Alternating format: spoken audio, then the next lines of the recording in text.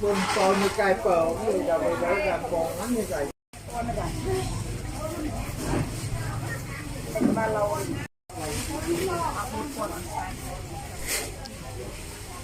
ngồi cho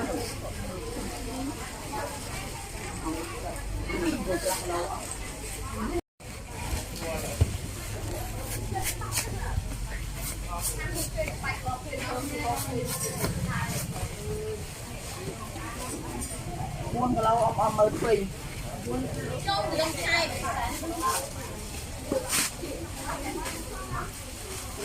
mua con ông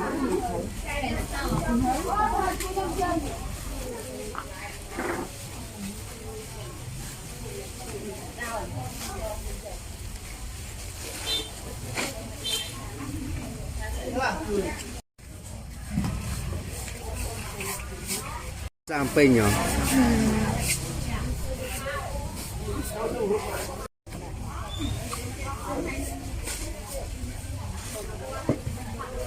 đây ông trai trong thứ đây thì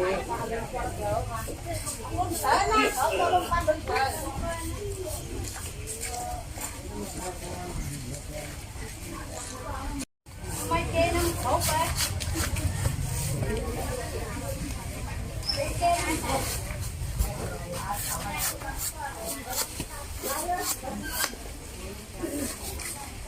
ba rồi con ăn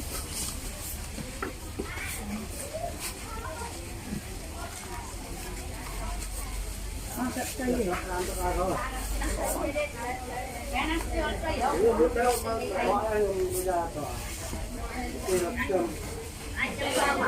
cái gì tao lại từng bây giờ pin này nó hàng ai nó hàng ai cũng bật ăn 22 và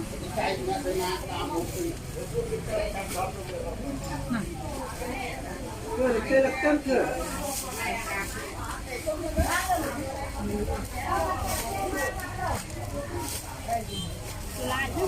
mưa còn đấy thôi tam nha này hả nhớ nha hả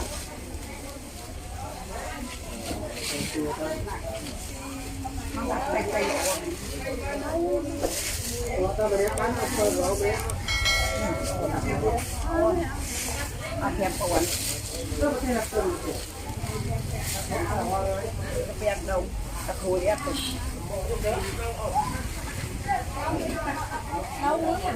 đâu đi con đông cũng lan tham lên một ông á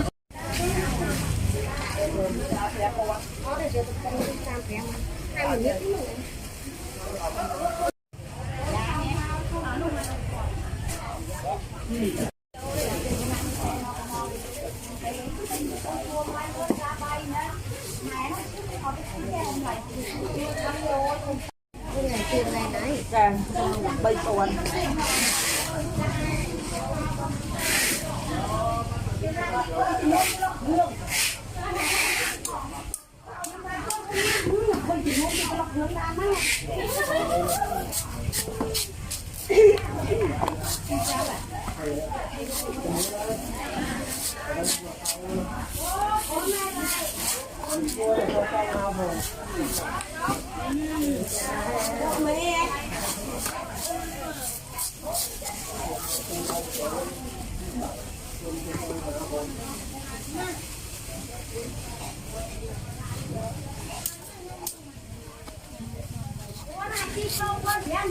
Hôm nay nè. Để thao lại món.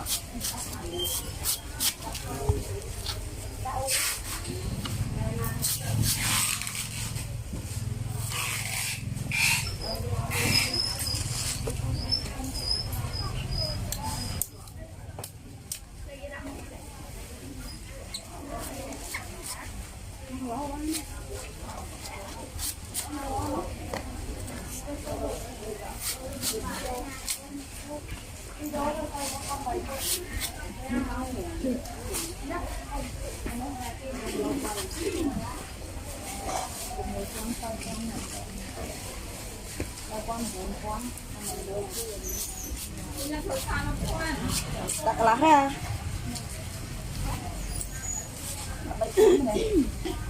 Hả? Ui.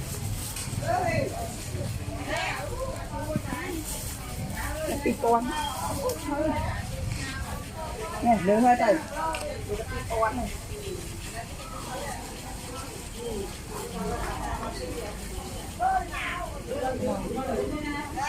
Đây. Giỡn đi, tặng giỡn lên được nhau. Ra là rồi.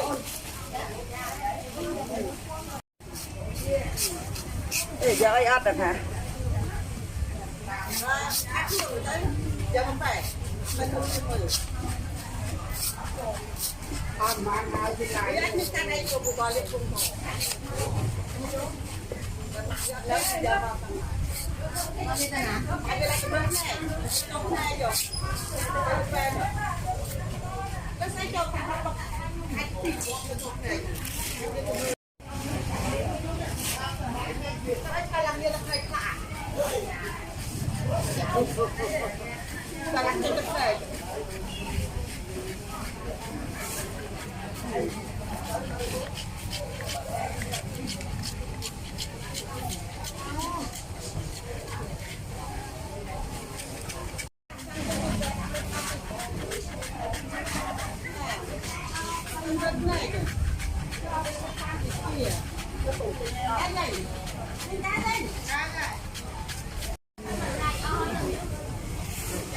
Ai nè, kia nè miệt tôi sắp cùng người.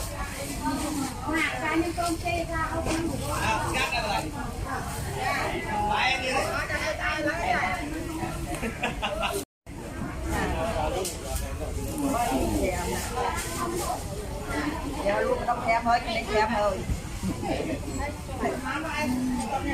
Bỏ mai tinh ta la đó. Lại không cái bọc qua hả? Bọc kia là. Ô, cô là cái mai đợi trong đây. Vâng. Mà hạ nam thân nam thân nam. Mình nơi tia thế. À, nó sắp này nó pha nó bán rồi. Dạ. Rồi chê dân thao ha, kẹp ơi. Đánh đi, ngay bạn con đọc nó đây đi. Bạn ơi.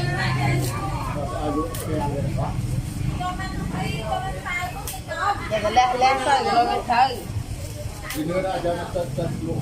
Cái này anh cùi mơ đây nè, chê chứ. Mòn pha nào. Mà tự muốn để lấy rồi. Nói cho ai cho ba buổi này.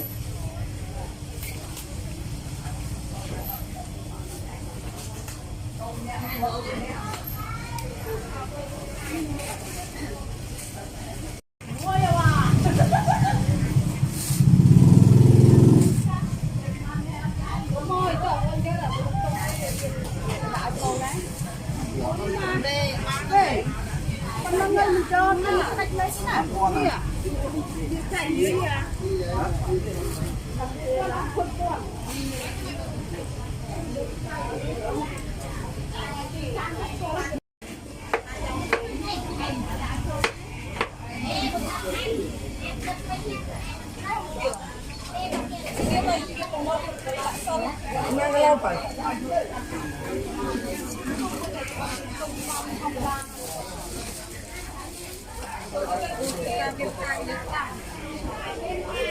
Nó mang cái lô. Hiện nay để cùng vô cùng là một bạn. Có nó không vô. Rồi giờ về nhỉ. Bay đó mà ba này. Mấy tiết đây. Giờ tập bay mà ba này. Tôi nạp cũng. Tập vào môi con thém không?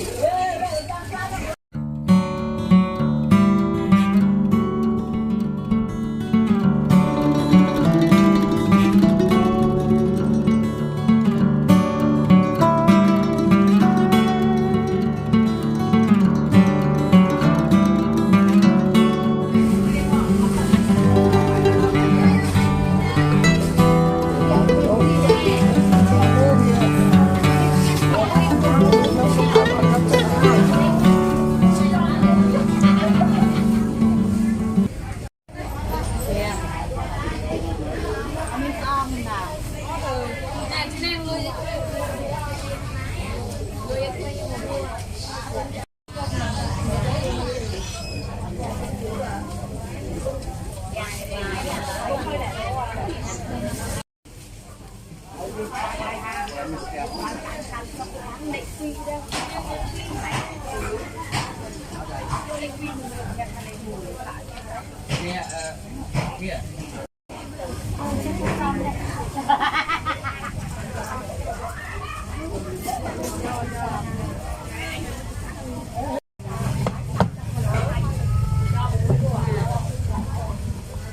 mình kia nó mùi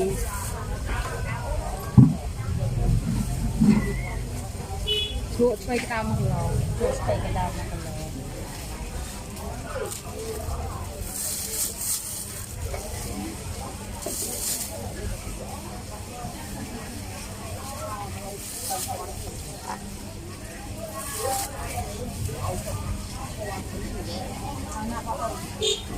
nó nghe chưa không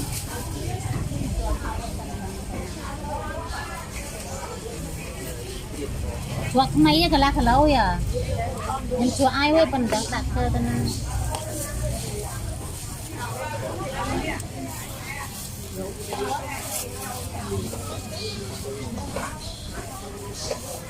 gà đi lá lâu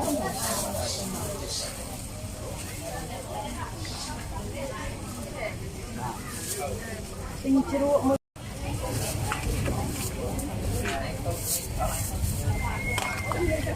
mà nó khó đấy.